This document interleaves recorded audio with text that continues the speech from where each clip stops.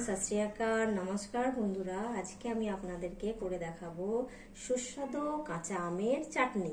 प्रथम इनग्रेडिएंट्स निये निलाम कड़ाइয়ের মধ্যে একটু সামান্য তেল আর তার মধ্যে দিয়ে দিচ্ছি একটা শুকনো লঙ্কা আর কিছুটা পাঁচ ফোড়ন।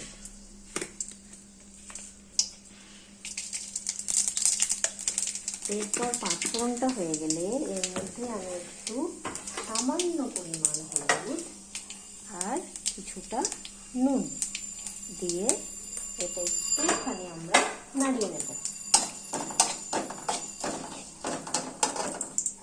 তারপর এর মধ্যে আমি দিয়ে দেব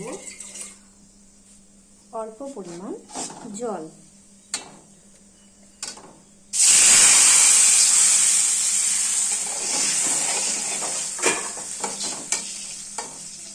মশলাটা একটু কষিয়ে নিয়ে তারপর জল দিয়ে এর মধ্যে আপনাদের আমি দিচ্ছি এখানে 5 চামচ চিনি, আপনারা আপনাদের স্বাদ অনুযায়ী চিনিটা দেবেন।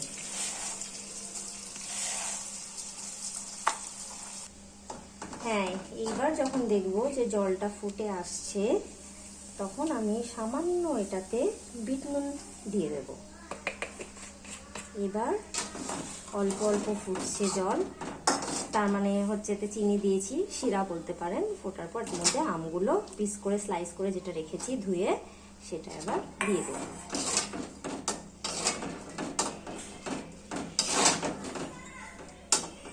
এইবার আমরা একদম গ্যাসের লো ফ্লেম করে আস্তে আস্তে এটা, এরপর যখন আমগুলো সিদ্ধ হয়ে একটু একটু ফুটতে লাগবে তখন আমরা 5 ফোড়ন আর শুকনো লঙ্কা দিয়ে যে গুঁড়ো মশলা বানিয়েছিলাম সেই মশলাটা অল্প করে ছড়িয়ে দেব উপর থেকে। ছড়িয়ে দেওয়ার পরে এটা আমরা সিদ্ধ করার জন্য 5 মিনিট লো ফ্লেমে রেখে দেব।